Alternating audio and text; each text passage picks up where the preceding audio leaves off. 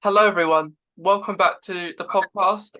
In this episode, it's going to be like a Halloween special episode, so it'll go out on Halloween. Um, so Today I'm joined with Sandy, and Sandy is a cosplayer who likes to cosplay River Soul. Where it's going to be a really cool chat. We're going to talk about Doctor and Autism today. And yeah, so Sandy, it's going to be great to speak to you today. It's great to be here. My screen name is Melody Ponton, so a lot of people know me that way. And then I have met a few people from TikTok, so then they know my name is Sandy. So it's good to be here. Yeah, because when did you kind of start doing like was it TikTok that kind of brought that along, or was you doing that kind of stuff before TikTok was a thing? They kind of happened at the same time. My husband and I went to Dragon Con and we did not participate. We just went to look and see what was going on. My husband, massive Doctor Who fan since a long time, and I never knew of the show at all until I met him.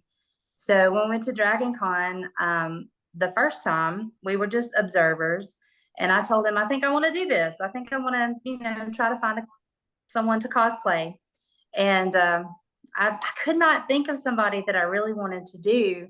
And I know you don't have to look like the character, but I'm like, I can't pull off Amy at all. And I couldn't pull off Rose. So I kind of narrowed it down to Donna and River. And at the time, I had limited funds, but I did have a blue jean jacket. I had a pair of blue jeans and a white shirt, and I thought I can make this work for River Song.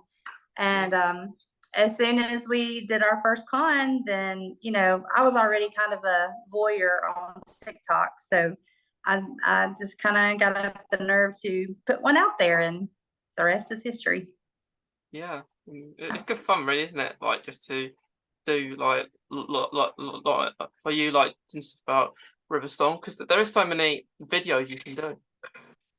Yeah, and I love her character. I mean, she was spunky and a little bit. She had a good side and her bad side, and I see a little bit of myself in her sometimes. So Yeah, I yeah, thought that would be a perfect choice. yeah. Because you got same kind of hair as well, and like you I know you say that you don't have to look like the character, but you do have similarities to Oh my uh, goodness. yeah. I think I Uh, said that to you before, haven't I? Thank you. I love the actress Alex Kingston.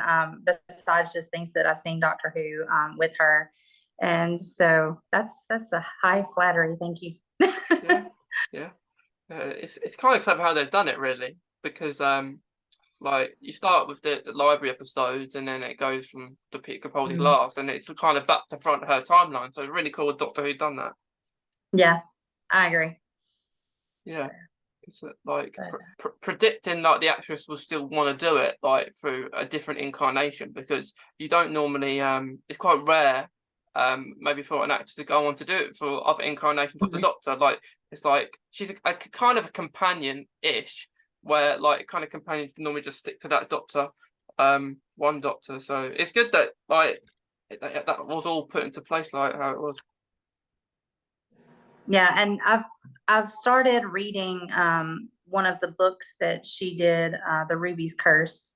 That's the Adventures of River Song that Alex Kingston wrote, and so I kind of like to see that once you finish watching those episodes of Doctor Who, then you can still go find your favorite Doctor or your favorite companion, and they're usually in audiobooks or comics, something that keeps the show and the character going. So that's kind of nice to be able to do that. Yeah. Yeah, I think it's really cool because like I think everything that like Alex Kingston's done as River Stone has been really good. Like all the episodes Mhm. have been awesome. And like in the future, I think the actress is open to coming back, but in a way her story kind of finished like nicely like how it Yeah, was set. I agree. I was thinking about that last night, about how they brought her story full circle to where she was talking with the 12th Doctor about, and she was with them at the Singing Towers of Beryllium. So I thought that was a nice way to end that, but then you can still go and follow her character other places. So Yeah, that yeah. was really clever how they did it, because they mentioned that in like with the 10th Doctor as well, Mhm, mhm, like doing that exact thing what was done with the 12th Doctor, and saying that mhm. that David Tennant's 10th Doctor is young and he ain't got a clue what she means, but when you watch it when the 12th Doctor's there, it makes sense. Yeah, it rounded it out nicely. I was very happy with that ending. So Yeah, yeah. I know like the 13th Doctor did mention her in the last episode, like the Easter episode, um, mhm. which was quite funny. um, but I think any Doctor would get on with River. Um, but it would be interesting to see their chemistry, I guess, 13th Doctor and River Song. But like we say, I think her story's finished, but you never know in Doctor Who, I guess. That's right. I mean, you never know how things are going to go around, and then they could actually even reintroduce the character and it be a completely different, you know. Well, no, I guess it couldn't be a different because she's finished her regenerations. So, I mean, it'd be interesting to see if they take her anywhere else or if we're just going to get fresh blood. So, I Yeah, mean, yeah. yeah. I think I'm excited about the new doctor and the new. I get attached to one doctor, and then when they regenerate, then I'm heartbroken, yeah, and then I get attached to that doctor, and they regenerate, and then I get heartbroken again. yeah. That's an ongoing cycle. Yes. I remember when my husband introduced me the first time to an episode, and it was Rose with Christopher Eccleston. And he didn't tell me the premise of Doctor Who, that the doctor regenerates. I had no idea. I was just watching this show with him because he liked it. And, I started getting invested in the characters. And that last episode that was Christopher's regeneration episode, I felt like I was slightly traumatized. I was like, what's happening to my guy? And my husband had to let me in on the secret. He goes, don't worry, there'll be another one next season. So, Yeah, yeah, I had to get used to David at first. I was like, I was completely sold on Christopher. And I'm like, I'm so sad to see him go. And I don't know about this new guy, I don't like it. And then all of a sudden, I loved David Tennant. He was fantastic. And then I felt the same way about Matt, and I felt the same way about Peter and Jody. So I guess I'm a sucker to get my heart broken over and over. yeah, yeah. And it is sad, like because you see them for so long, normally about 5 years. Mhm, It's normally around that time now. Except from like Ninth Doctor, it was only about a year. But but yeah, like you get attached to it, and then they leave, and then you think, why just stay longer?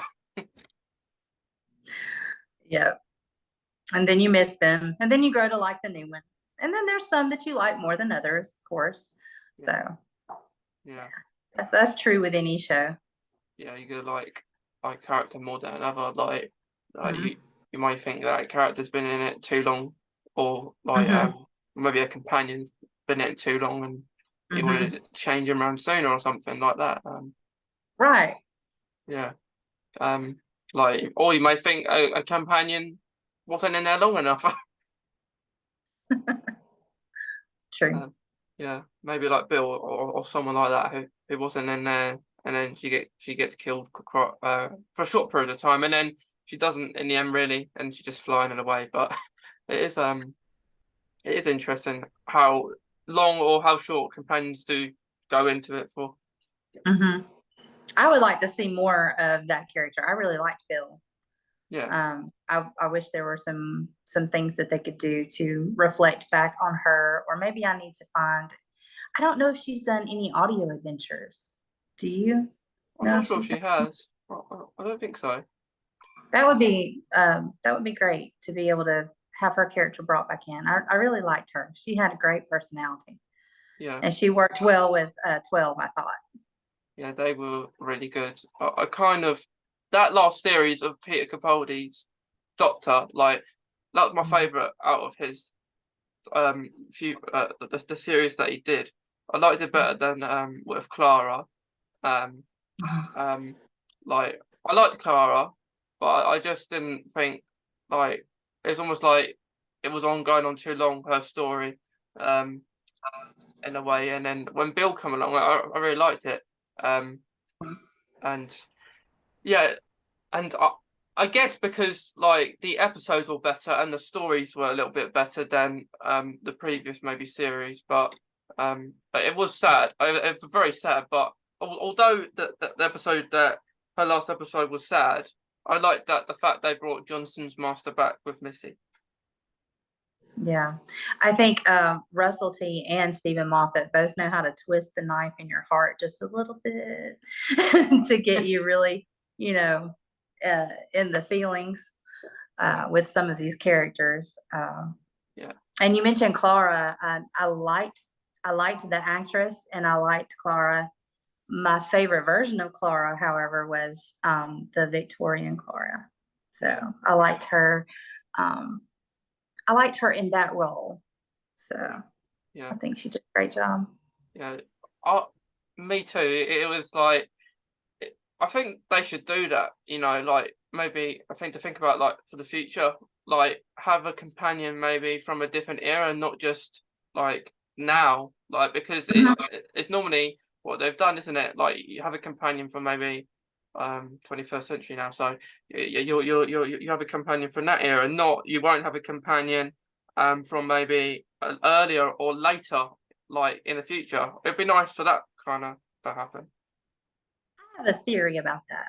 I don't know if it's accurate, but maybe there's no older companions from in history because they would have changed the timeline somehow if he took them on as a companion. Maybe. I don't know. Yeah. I'd like an alien companion though. Wibbly wobbly timey wimey. Yes, Yeah. an alien companion would be fantastic. I loved, and the name is escaping me, but in the Jodie's episodes, the character that was the humanoid dog, Oh yeah. Carvinist. I yeah, I loved him. I was like, wouldn't he be a great companion? Literally. I love that. Like Yeah, that would be fantastic. the Halloween Apocalypse episode. Yeah. I like the start of the Flux series. I really liked it. And I laughed when like the dog broke into Dan's apartment and like their argument was so funny.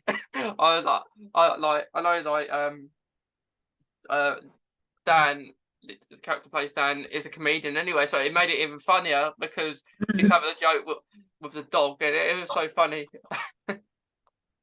I thought it was really good because you could see like the is you said Carvanista? What Yeah, was its name? that's his Yeah. name.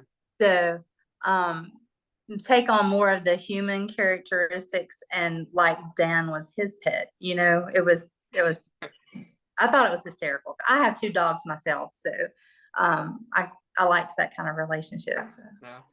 that was pretty I cool. think people will be calling their dog Carvanista now. They get a new dog. I didn't even think of it. I just got a new puppy, and I love so many different types of TV shows. I'm a big DC and Marvel fan, and I love the Green Arrow. So my first dog's name is Ollie after Oliver Queen, and so I named my second dog Diggle, which is Oliver Queen's best friend and bodyguard. But I did think of going the Doctor Who route, but I couldn't even think of that dog character's name. So I missed out on a good opportunity. Maybe if you get another one in the future, you can name it Carvanista. Yeah. I think my husband will kill me if I have another dog. The potty training dogs. Oh my goodness. It's a lot of fun. Yeah, yeah, yeah. Like I might name it Carvanista if I ever get one. Because it's so busy, I don't have time. just to take her Yeah. for walks and like if I'm doing like a video, the dog will maybe distract me. um, but yeah, it's a good thought, just to call it Carvanista or something. Yeah, that's a perfect name. I wish I'd have thought of it. I should Yeah, have asked you first. yeah, yeah. I should. But I think I love to see the dog back in, like Doctor Who again. I'm not sure if it will though, because they want to go into the future now. But it's Yeah, it's those type of characters that are really cool. yeah. They could always reintroduce the race, even if it's not the same character. Yeah, So, like, I like when villains or different races come back that you liked in previous episodes.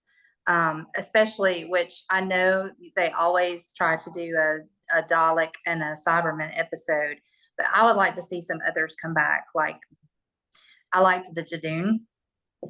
yeah, I I like love them, and there's just I wouldn't even mind seeing like what's happening now with the adipose or something. Is Yeah, I like when they recycle and bring back some characters that we liked, yeah, yeah, or the ones that we didn't like, or that yeah, we love to have, either one. yeah. I agree. And like speaking of adipose, it was my birthday last month, so I got a adipose teddy. You did. Yeah, How yeah. cool. I got an adipose teddy, and like because I like doing 10th Doctor videos, I can use it if I ever did an adipose one, which is quite cool. And I just like collecting, different teddies, like Doctor Who teddies, anything I'm Mhm. interested in. Um, it's quite cool. I got like a K9 one there. You might see in the background there. Yeah, I have that one. Well, Yeah, it's not mine, it's my husband's, but I have that one. yeah. It's like a build bear, isn't it? And then you got I got the 10th Doctor one and the 13th one. Which is it's quite cool. I love to see K9 back in Doctor Who too. Yeah. Um, they did bring him back for a short period of time. That was with Sarah Jane and the 10th Doctor, Yeah, I think. Yeah. yeah, yeah. Like he was in like I like Journey's End. pops up. He's fun. Yeah, I, You know. I it'd be quite cool. I could just imagine like K9 with Carvanista, the dog, because they're both dogs. Oh my goodness, that would be hilarious. Yeah. But I did actually like the one of it was David Tennant's first kind of story episode. Like New Earth, where you had the cats. Like the talking cats, which I think that was pretty cool. Yeah, the Cat Nines, I Yeah, loved them. yeah, the cat names, Yeah, yeah. yeah. Yeah, And that one was with the Face of Bo too as well, wasn't it? yeah, yeah. They Yeah. appeared twice. They appeared in the first, like the second episode of series 2, and then they appeared in Mhm. um the next series with Martha in an episode where she got lost in the trams or something like that, and the cats were there too. Um, Mhm. um, The I Face like of Bo storyline threw me for a loop. Like that shocked me. yeah, That shocked. I still can't get over it. I still can't get over it. It's yeah, like, are you kidding me? Are you kidding me about Jack? So anyway, yeah. I had Susan. the pleasure to meet him last What was year, it? John Barrowman. Yes, I was really, really excited. He is definitely a character. Yeah, He is. He he is he is funny. he is funny, and he is just himself. I mean, he doesn't try to hide who he is or anything. I mean, he's just himself. And he is quite funny. And if anyone has not seen him in a panel, and they plan on, they just need to go prepared and hold on for dear life because he'll take you for a ride. He is hilarious. Yeah, I would love I would love Jack and River to meet in Doctor Who. Yeah, I think they would have been great together Yeah. because they Have you met any of the um actors? I haven't I haven't met in person. Um, but I've spoken to what one or two like this. I've spoken to the actor plays Dorian in Doctor Who. Hmm. Dorian Moldavar. Like when Matt Smith was Doctor, he was in a couple of episodes. The Wow. the blue fella. um, um, we talked. It was Christmas time last year. We Hmm. we talked about Doctor Who. He explained how Matt Smith was really caring and let him go into the TARDIS. Um, and actually, you remember that scene where it was right at the end of Matt Smith's episode. He was wearing his cowboy hat, and Hmm. Dorian was saying like Trenzalore and Doctor Who in that box. He had the head in the box. Um, Hmm. what he said that he filmed that at like 2-3 o'clock in the morning, so because it had to be really dark and cold. Um, Uh-huh. so they had to do that. So it's pretty cool. I haven't been as fortunate to go to like the Comic Con events, which I want to do. It just finding the time and because before like starting doing these cosplay Doctor Who videos, I never knew about it. I never knew like that you could go meet and sign like Doctor Who actors and stuff. So it's something that I'm definitely want to do. Hopefully next year because I love to meet the three ones I want to meet are Sacha Dhawan, the current master. Yeah. I want to meet him. I want to meet David Tennant because he's my kind of favorite Doctor. Well, he's my favorite Doctor, sorry. And Matt Smith. I would meet Matt Smith, but I know Matt Smith is very busy with other things all the time. So they're the three I would put on my list if I had to choose to meet at an event. Right now, my list is Peter and Peter, Peter Davison and Peter Capaldi. For the two Peters. And I would love to see Christopher because I consider him my doctor because he's my first doctor that I saw. However, my heart also belongs to David Tennant.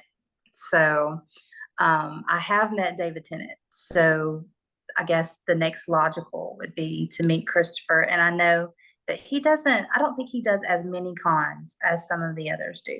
So being able to meet him might be a little more challenging. So, Yeah, yeah, because I guess I'd put Peter on Christopher on my list too because he was in an autism program as well and mhm, which is quite cool. Um, like he played a granddad of a child that had or has autism and like it's good that he's done other stuff as was a Doctor Who like David has been everything he's been on I think it's great not just Doctor Who so after he's been in Doctor Who the last thing I watched was it came out it's called The Inside Man like he starred in a show called The Inside Man and it was quite an interesting show so whatever David's in it's really good and I think after you've been on Doctor Who you start to get to do other things. I think that would be accurate. That that's almost like a launching pad in some ways Yeah. to get other acting. And I like that they're able to do that because I like to see Christopher and Matt and David and Peter and all these other. Of course, Peter had a career before, like a big career, and I think Christopher did as well before Doctor Who. But I like seeing them in other things because it shows their versatility as an actor. Yeah. And then, of course, you already have an endearment to them. What hurts is when you're used to them being the doctor and then they go and have to play a psychopath or something, and then or a Yeah. serial killer, and then you're like, oh my goodness, I cannot believe what I'm watching. Yeah, yeah. Like, When they cast David Tennant as Killian Graves in Jessica Jones, I mm, thought I was gonna lose it. I could not hardly watch him play that character, but he was so brilliant. He was brilliant. great as a villain, David Tennant. Yeah, he's terrific. He's Yeah, terrific as a villain. yeah. Like, so is Matt Smith. Because he's in the show called House of Dragons at the moment. He's playing like kind of evil. a deviant's brother. Really? Yeah, I knew he was in the show. I have not seen the show, but I did not know he was kind of a evil character there. yeah, So, yeah, interesting. yeah. Because I, I've watched it like the episodes that's aired already, and Mhm. he's really cool because like he's just seeing him in something else that's not Doctor Who is I think probably one of the first things I've watched him in that's not Doctor Who. So it's pretty cool, and just to see a different side that you can play a villain kind of character as well as being a Doctor too. The first thing I saw him in that wasn't Doctor Who was The Crown when he played Prince Philip. Yeah, yeah, Thought he did a pretty good job with Prince Philip. So I got to, that was 2 seasons, I think, of The Crown that he was Prince Philip. yeah, yeah. I did see I'm not sure I saw Peter Capaldi in anything before Doctor. Well, I did. I saw him in Doctor Who before he was actually the Doctor. Like in when David Tennant was the Doctor. With him. Fires of Pompeii, I think. Yeah, yeah. Then you had Yeah, Karen in it who plays Amy as well. yeah. Which you don't really notice, I guess, when you're watching the episode. But Not yeah, until you know, and then you go back, like I do when I find out someone who's been in it before, and then I go digging back into the episodes. Because Martha did the same thing. Martha was in one of the Cyberman episodes before she was Martha. yeah, yeah. Yeah, and I was confused by that. I literally thought that was Martha, and then I got back saying she's playing a character that's I think related to Martha or something, and then Hmm. which was very confusing, and then she's Martha later on. So Yeah, that was pretty cool. Um, yeah. I I've seen I saw Jodie in a series called Trust Me before she was Doctor and Broadchurch. I loved Broadchurch. Loved Yeah, it. I That thought was yeah, it's pretty that cool. was a great show. I liked the suspense and I liked the drama of it. And that's actually where I knew her from first. I watched Broadchurch and then she was cast as the doctor. So Yeah, yeah. I've been to like the beach where they did Broadchurch as well, so it's pretty cool. Um, yeah. but yeah, Joe. So it's good just seeing other doctors who are cast do other things before and after, which is pretty Mhm. cool. Yeah.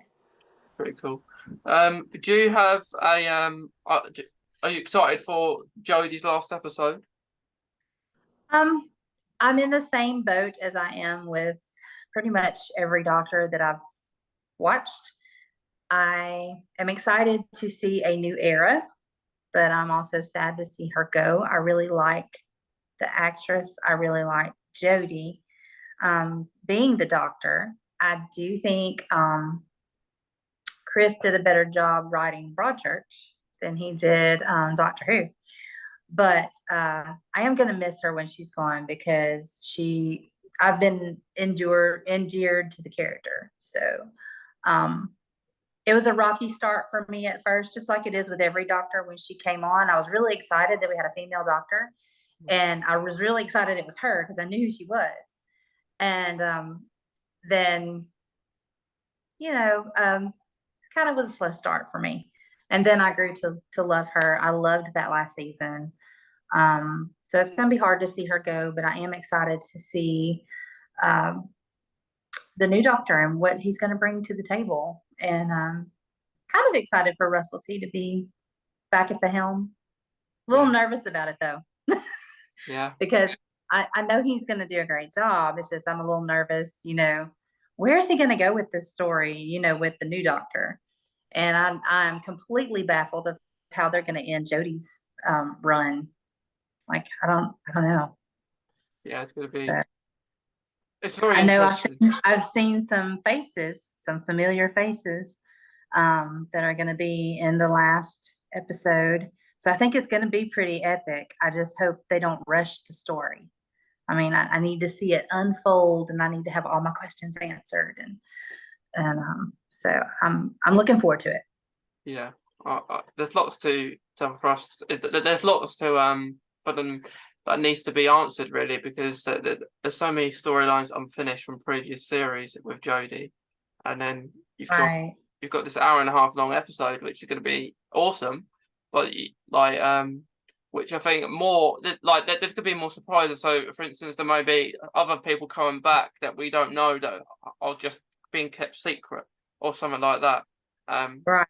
Because Ace and Tegan are coming back. Right. Like the new from New Who, but you don't know if they're going to be cameos from older Doctors too that are just having a small appearance or something. So I'm very interested to see what happens and the regeneration. I always love a regeneration episode, although it's going to be sad, but I always like it because it's not it's every once in a while you get one, and it's I guess it's nice, but and then after you have to see what the next Doctor has to, what's going to happen with their story. I usually like the effects when they do the regeneration of the New Who.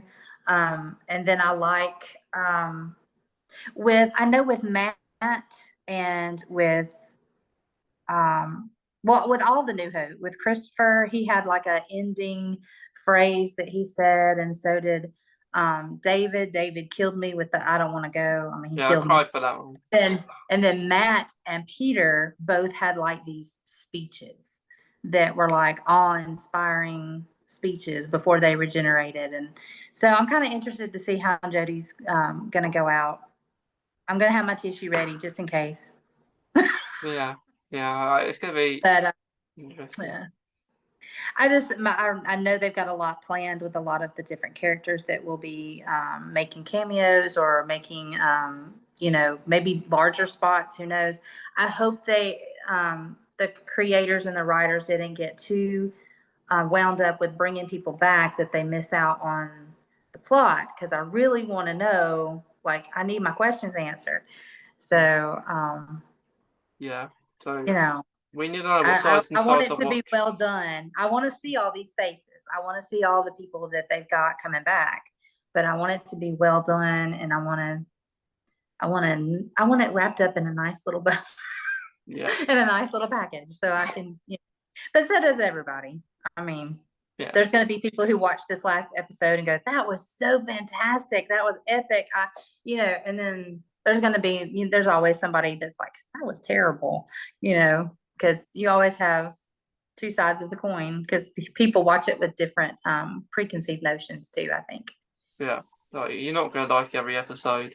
There's Right. like I speak to you usually get like people that you like an episode and then someone else doesn't, and then you probably may think, "Oh, you didn't like it," and then yeah, but within the story, like the two main things I want to know, I want to know, well, three main things. I want to know if like the Jodie storyline with the Timeless Children, if that is true or not, because you never know, the Master could have tricked the whole entire thing.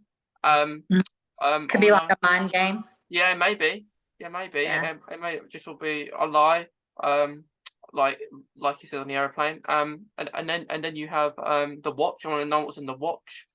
Um, because Hmm. she dumped it down the thing, and it would be a bit of a shame if that wasn't opened at all in this episode.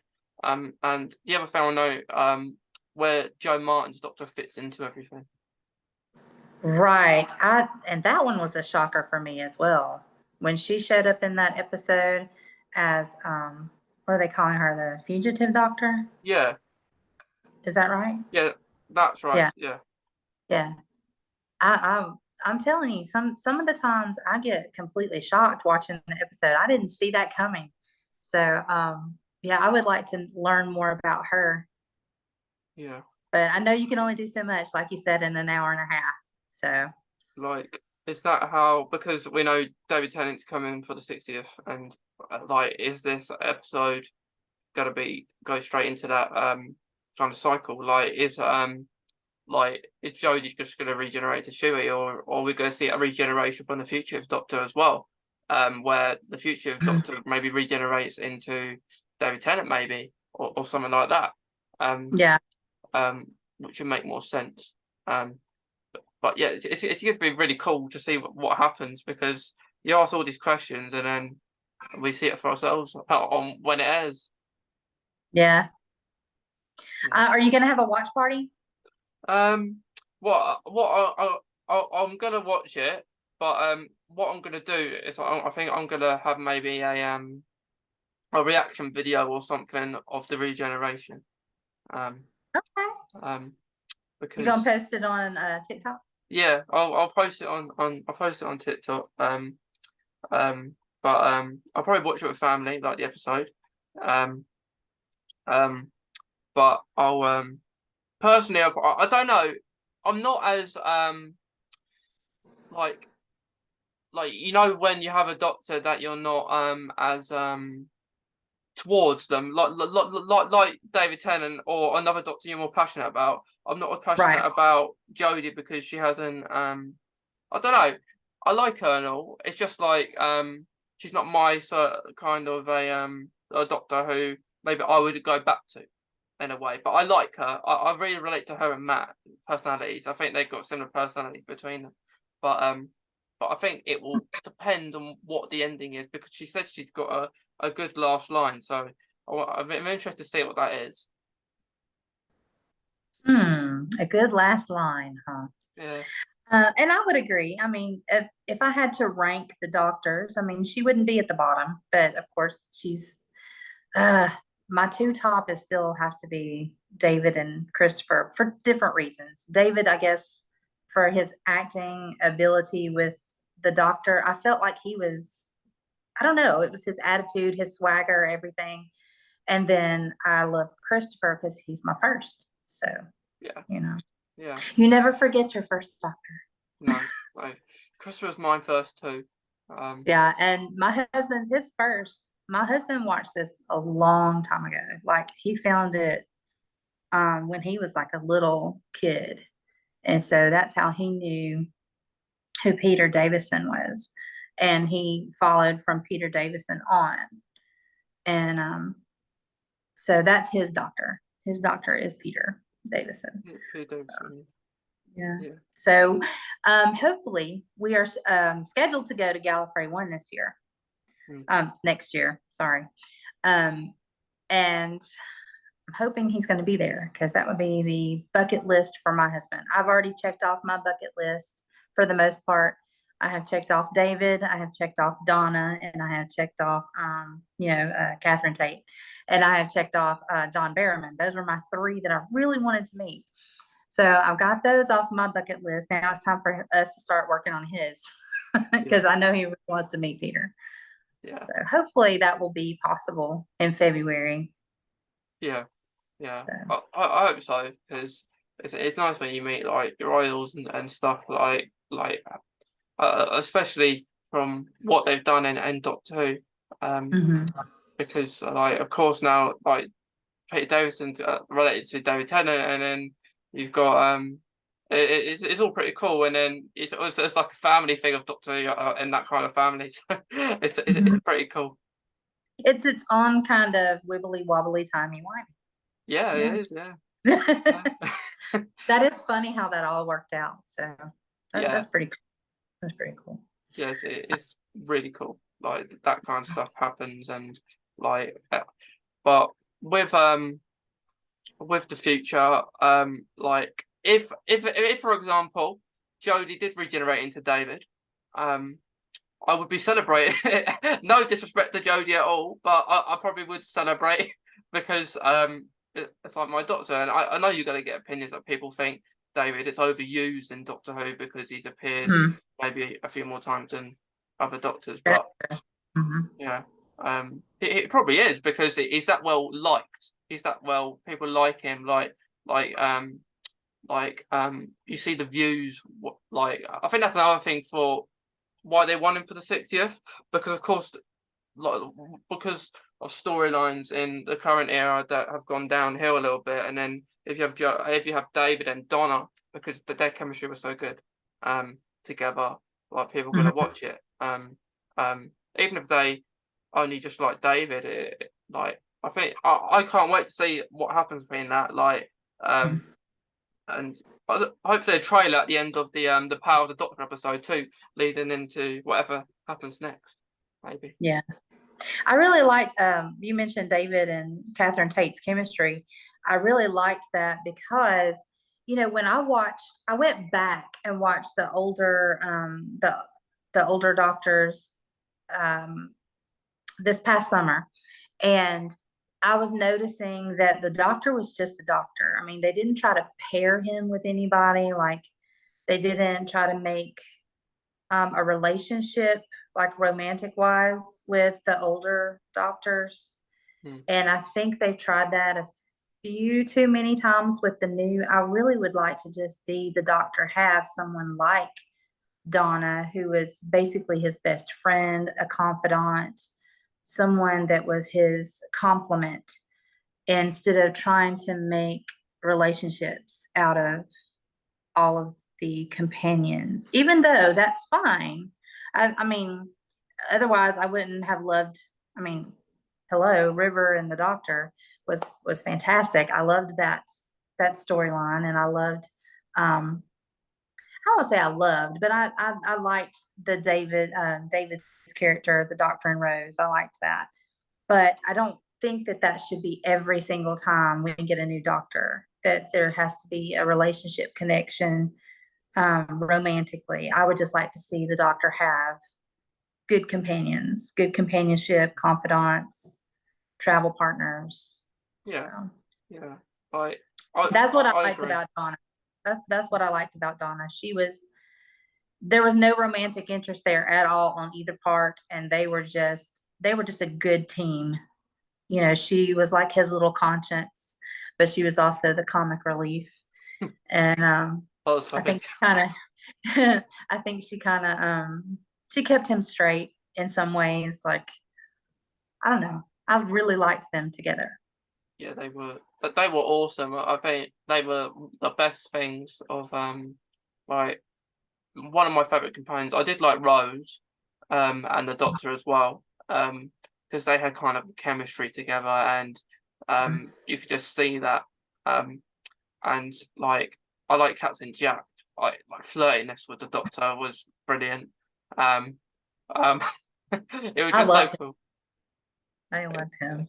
It was awesome, but I'm not as convinced with like Yaz and the Doctor because like it's very fast track um pace, isn't it? Like how they all of a sudden like Yaz has developed these feelings for the 13th Doctor, where like in the first season you couldn't really see it, and then all of a sudden towards the end of the second season maybe a little bit, and then it goes full bloom where you see it. But I don't think that chemistry is properly there yet. I think, but like with Donna, like you say, I much prefer like a friendship companion, rather Hmm. than just a person that's fallen in love, which happens too much. And it's what I liked with Bill as well, because Bill was just his Yeah, friend. yes, absolutely. I love that. She was his friend, but she was also like, I mean, she was his student to a degree as well. Like, not only was she, I think they were in the same university at the Yeah, beginning, yeah, but she was also his student, as when it comes to, he was teaching her about life, but she also taught him a lot of lessons too. And I thought that was a really good pairing. So yeah. That's yeah, it. I think all of the different relationships can be explored. I don't want to see it get stuck in a rut of let's create a romantic companion for every single doctor. I would like to see more of a vast array of people that can be companions with the doctor, Yeah, no matter who she is on down the road, because we already know who our next one is going to be. But if the show continues and it keeps going strong, I hope that the writers will give us lots of possibilities of companions.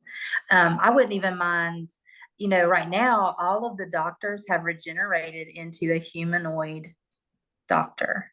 It would be interesting if they would portray a regeneration to where he truly or she truly is an alien who doesn't look traditional, like a human. But then again, that might be difficult because you're trying to write these shows to where the doctor can blend in to wherever he lands because he spends a lot of time on Earth. So he would need to blend in, or she would need to blend in. But it would be interesting if they could make the character be more alien, I guess. Yeah, Yeah. because they're more a human, aren't they? The Doctor. Um, Yeah. but I would like to see something where like they brought back maybe the older maybe doctors who are still alive, and Hmm. they could portray the Doctor, but just in their time that they haven't regenerated and they've just got older, which they could do. So like you have Sylvester McCoy, Peter Hmm. Davison. Peter Davison doesn't much look different than what he was really, but they're just maybe a little bit older, like when Matt Smith aged in his last episode on Trenzalore, like all those years, and it's similar instance now when doctors have aged, so they could do that. That would be quite cool. Hmm. And then the fourth Doctor did appear in the 50th at the end as the curator. So they gave us enough hints to let us know that that was the Doctor. Yeah, But he was also, they didn't really just say right out that, I don't know, they kind of left it a little up to interpretation, I think. yeah. So It, that was it, kind of nice that he was in that too, because I know he hasn't, Tom Baker hasn't done a lot of coming back to the show and participating. So it was nice to yeah. see him in that. It was it was really cool because he gave a hint like you'll be seeing like maybe your favorite faces or stuff. So maybe for the future, maybe that led in to what's happening around now or what's going to happen. So it's really cool. Yeah. I try to introduce around Christmas time. I introduce Doctor Who to my students because I have to play the Christmas episode from David Tennant with the Christmas trees. Oh yeah, Yeah.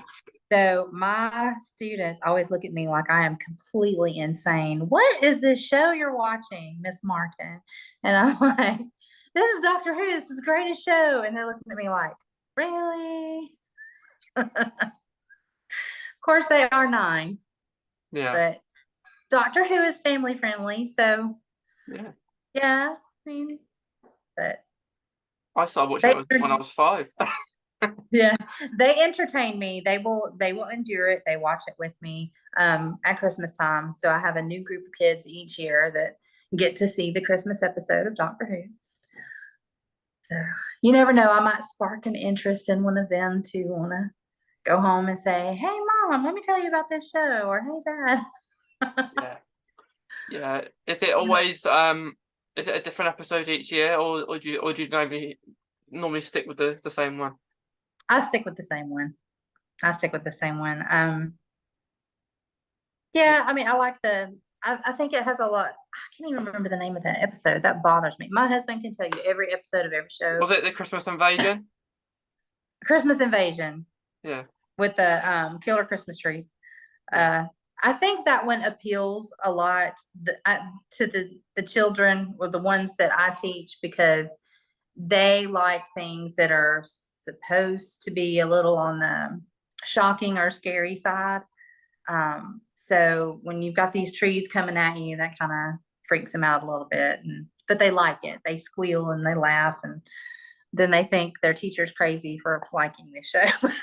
But yeah, anyway, and then we always do the Christmas crackers together after we watch the show. So yeah, yeah. yeah, Um, I love that because like you said that you teach people who have autism. So do I do. do you, like do you want to say a little bit about that? Well, I've just had several.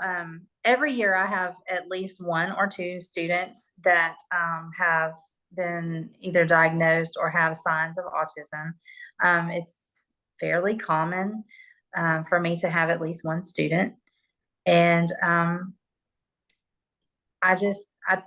as a teacher, you have to meet kids where they are, and you have to provide for them the best that you can in the environment. So what I do is I just try to make sure that the stimulus that's around them is appropriate for them because some students with autism might not be able to handle loud noises, or they might need to withdraw because there's too much social interaction. So as a teacher, I have to be aware of all kinds of signs that they need space so that I can provide that space for them, because they're learning. I mean, the students I've had have been brilliant. I mean, they just learn like anybody else learns. It's just they have to have more control in their environment so they can be successful.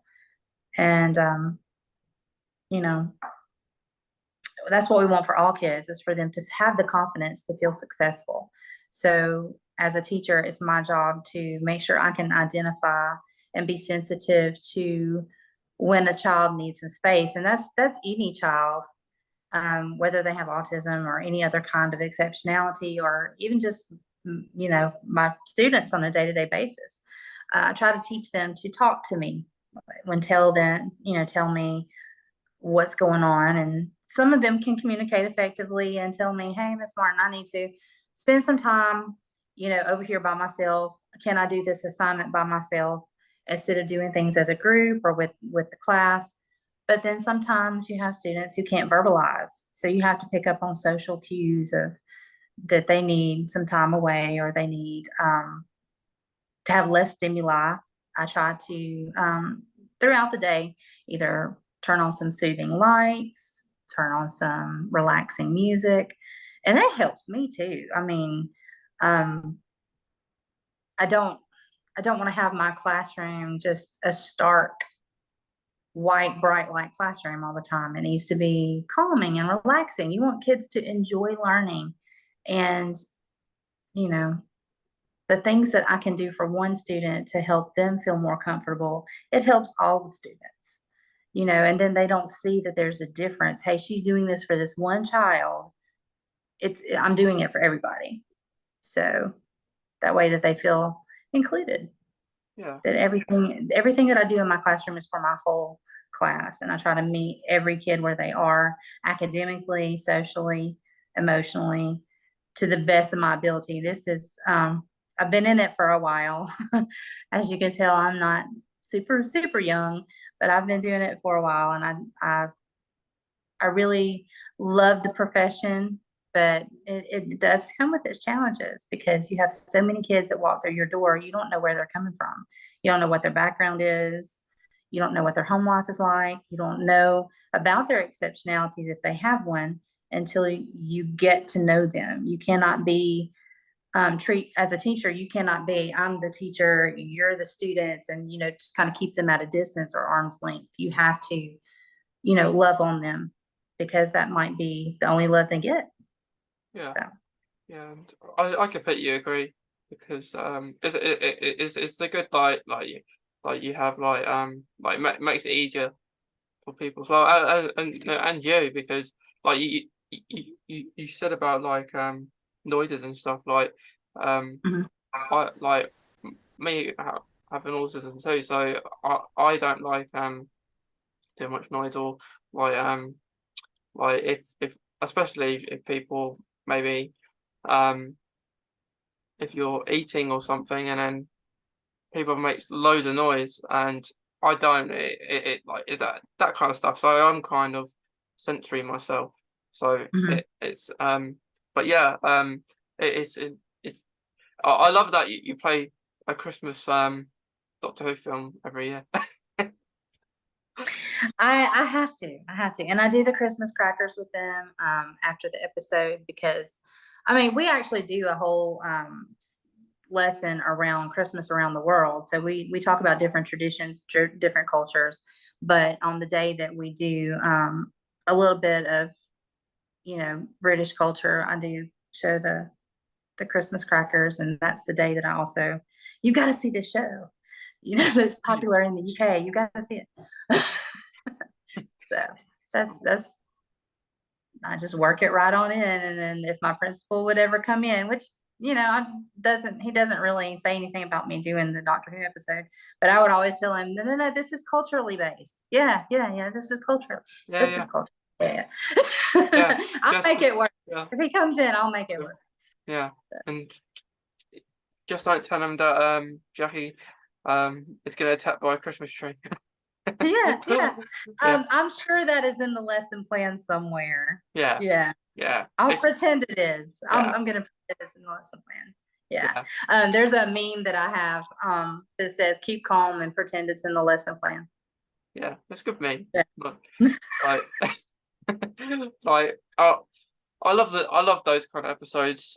But I would like to see Christmas episodes of Doctor Who return under Russell T Davies.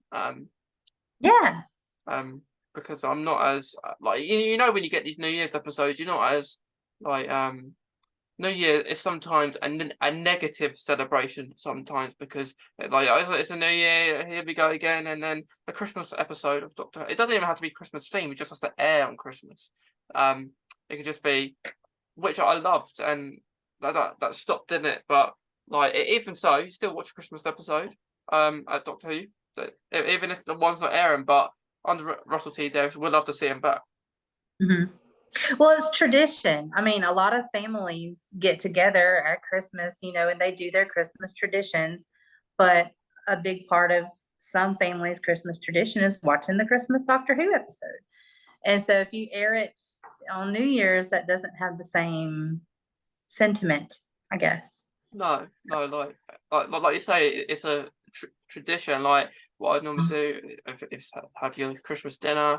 You might have a few presents afterwards, Yeah. and then you'll watch your Doctor Who episode, which kind of rounds the day off.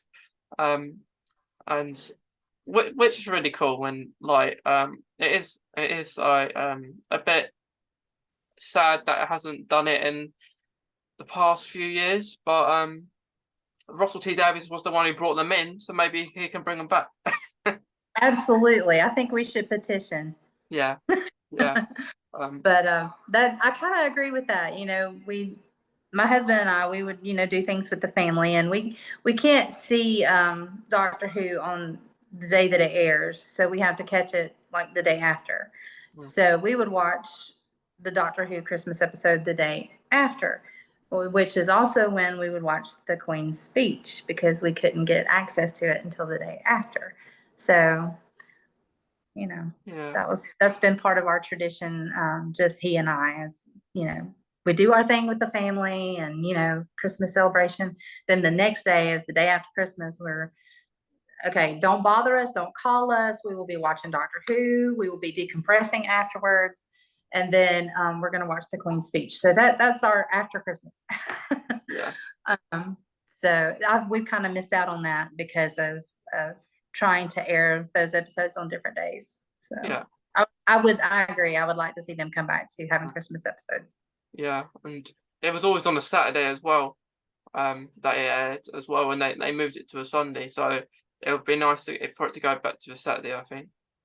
Yeah. Even though I don't mind a Sunday, it's just like with autism, I guess having a routine, like you're used to it Yeah. being you on a Saturday. Yeah. Well, even myself, I like routine. I like structure. Being a teacher is all about structure and routine and schedules, and so I'm kind of that way too. I like, Mm, I mentioned earlier about wrapping up the show in a nice, neat little package. I like things to be in a nice, neat little package, and sometimes that doesn't happen, and my whole little world just gets yeah. topsy turvy. So. Yeah, because it was all the same for like you had Chris Eccleston, David Tennant, Matt Smith, and Peter Capaldi. It's the four incarnations, and Mhm. as soon as like Jodie come along, like that, like of course they changed the whole team. They changed the music composer, um, Yeah. as well, which I really love Murray Gold. I'd love to see him back, or even a different because we know he's not going to be the person who is now. It's going to be someone different. So Right. like because Russell T Davies is bringing back a lot of people. I wouldn't be surprised if it is Murray Gold, but if not, I trust whoever it is because Russell T Davies is good, and like not that Chris Chibnall isn't. It's just that like as we said, that stories haven't been the best. Some have been okay. Like I love the Time of the Angel, the Rose Mhm. episode. Some have been okay. But yeah, music is a massive part of Doctor Who, though, isn't it? It is. The theme is iconic. Yeah, So, you don't want to, you want to keep the theme as traditional as possible. Even though, I mean, my husband has a collection of people who have performed the Doctor Who theme, and it's all kinds of different genres that he has found over the years. And I love them all. But when it comes down to it, there is some traditional sounds that need to stay the same. So, in my opinion, of course, we're all talking between yeah, you and I, we're talking our opinions. yeah, And yeah. there's going to be people who listen to this podcast and go, these people don't know what they're talking No, about. no, But then you're going to, I mean, cause that's the great thing about people. Everybody has an opinion. But you should be able to feel free to express it without fear of trolls and criticism. Um, yeah, well, I mean, constructive criticism is okay, but like berating criticism is not. yeah, So everybody has their opinion. Everybody has things that they like or dislike about a show or about a fandom. And I think we just should respect everybody's, yeah, opinion. yeah. Yeah. Like, yeah, I completely agree. And like, another opinion is that I don't really like the 13th Doctor's TARDIS. um, there's always massive arguments about TARDISes if you like it or not. And I don't mind the color; it's okay. It's just that it seems too small because the outside light in the TARDIS is very dark, isn't it? Um, and Yeah. and it's not doesn't seem as big as it should be. So it's not my favorite. Um, but I before that I did like most of the TARDIS interiors. Like I liked Matt Smith's ones. David Tennant's one was really good. I look Mhm. forward to seeing what the new one is though with Shooty Me Gatwa. too. Me too. I'm looking forward to the interior. I would also like to see more of the TARDIS. I Yeah, would like for them to show the wardrobe room or the swimming pool or yeah. I don't know, something. Still haven't seen the swimming pool. I know that's difficult in a way because the shows have always been you really focus on one part of the TARDIS, but I have seen a few episodes where they're running down the corridors and but I would like to see like another room. I really would. That would be that would be Yeah, pretty cool. yeah. Like we saw like this big kind of room when David Tennant chose his clothes in a way in the Hmm. TARDIS on the Christmas episode that, that you watch every year. Um, but um, but yeah, like, I know what you mean. I would love for Shooty Gatwa. I would love his TARDIS to be like purpley red or something like that. Um, Oh, um, it, I think it would look really good because you don't really get a perfectly red TARDIS. Um, I don't think you've got a perfectly red TARDIS before, but I can kind of picture him like similar combination of colours with Conan Baker's clothes that he wore. Um, huh. I think it's going to be a very colourful outfit. Yeah, and I look forward to it because that's one of the things I look forward to when they look at the TARDIS. Um, because of course, if Jodie had to wait until the next episode, like she didn't see it straight away because the TARDIS got Mhm. lost. Um, so Right. that'd be really cool. But either with the new series with Shooty, I either want it to start, Sandy, if you either see like you don't run a companion in for maybe 2 or 3 episodes, you see the story of the Doctor, the new Doctor, or Hmm. or they just go more in depth about the companion Hmm. a bit more than rather than just the Doctor just seeing someone and saying, "Do you want to come with me?" Just going to more depth about their story first, and then Yeah. part of the Doctor story first before they actually meet, which would be quite cool. Sounds good. Yeah, but Yeah. I look forward to the power of the Doctor.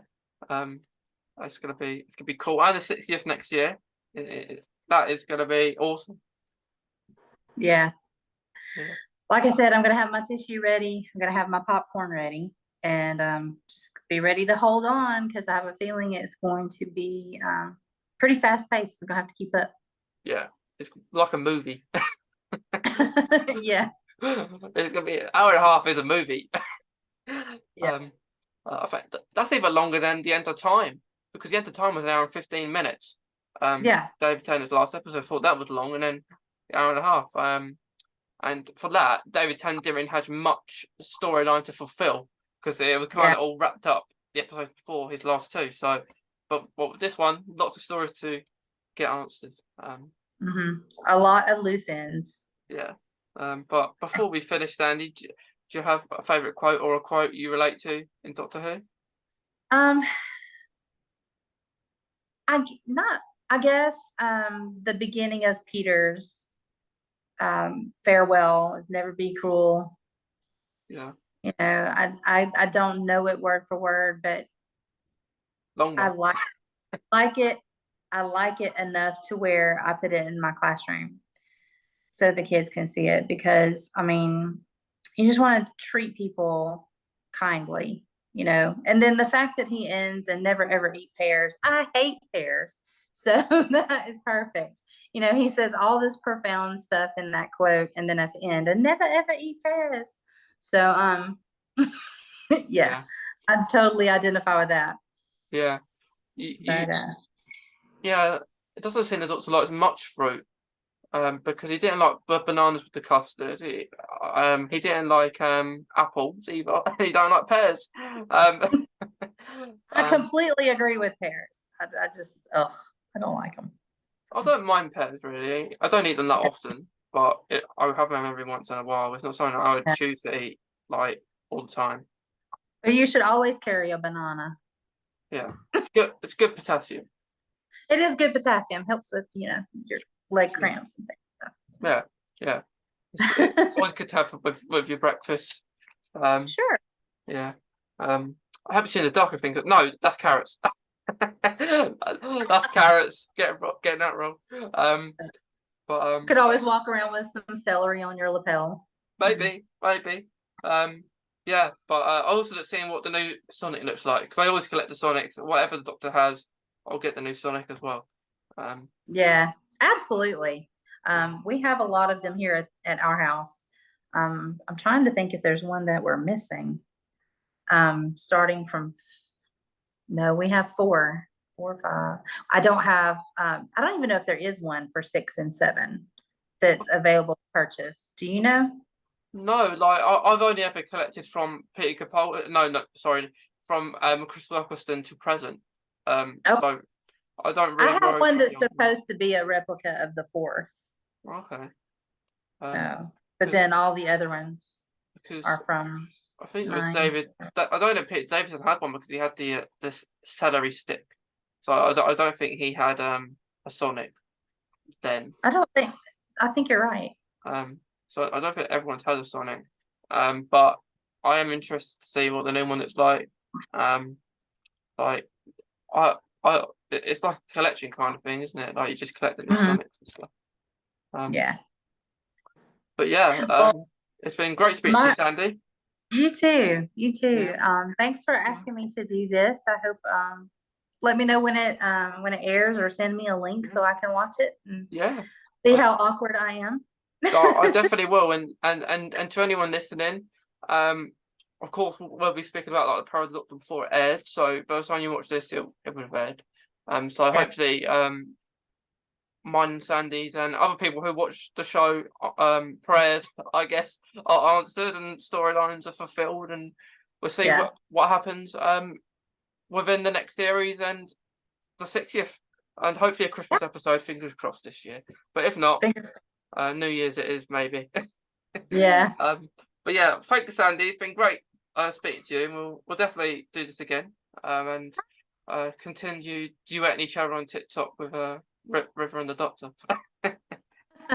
Yeah. All right. Thanks a lot. Thanks, Andy. Have a wonderful evening. And have a wonderful day. Bye.